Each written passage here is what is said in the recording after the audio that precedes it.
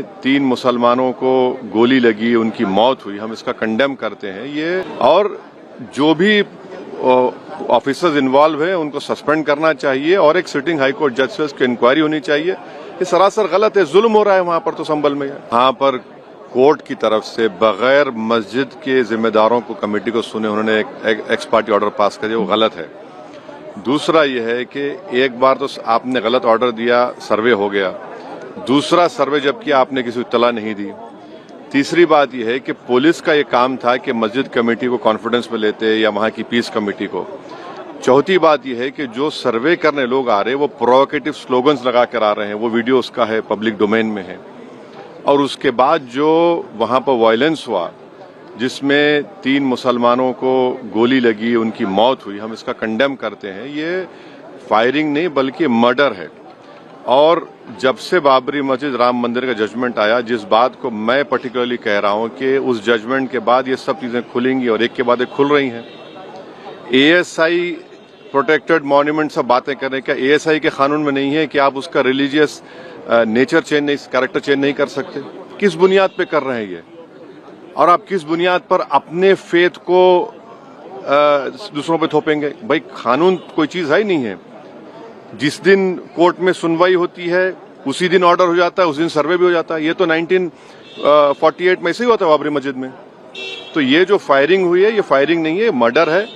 और जो भी ऑफिसर्स इन्वॉल्व है उनको सस्पेंड करना चाहिए और एक सिटिंग हाई कोर्ट जज से उसकी इंक्वायरी होनी चाहिए। ये सरासर गलत है, जुल्म हो रहा है वहां पर। तो संभल में वहां के सांसद पे एफआईआर दर्ज कर दिया गया। आप जिस पे चाहे कर लीजिए भाई, जिस पे भी चाहे कर लीजिए, जज आप, जूरी आप, सब आप, तो बचेगा क्या फिर? अब सर जेपीसी में आप लोगों ने समय मांगा है, क्या कहेंगे? जी, जैसा अभी आपने हमारे डेलीगेशन तरफ से बोला गया है, मैं उसको रिपीट करना नहीं चाहता। मगर स्पीकर साहब ने बड़ी इत्मीनान से हमारी पूरी जितने मेंबर्स 11 नॉन बीजेपी एमपीज गए थे उनकी बात को सुना। वो बोले कि इसके ऊपर कंसिडर करेंगे और हमको उम्मीद है कि ऑनरेबल स्पीकर साहब इसका टेन्योर बढ़ाएंगे। क्योंकि आप देखिए बंगाल नहीं गई कमेटी, बिहार हम लोग नहीं गए, उत्तर प्रदेश में शिया वक्फ की प्रॉपर्टीज को हमने नहीं देखा। तो ऐसे कई, दिल्ली के मंत्री को बुलाना है, ऐसे कई स्टेट्स है जहां पर कमेटी को जाना चाहिए। वो स्टेक होल्डर्स हैं, उनकी बात को सुनना बहुत जरूरी है।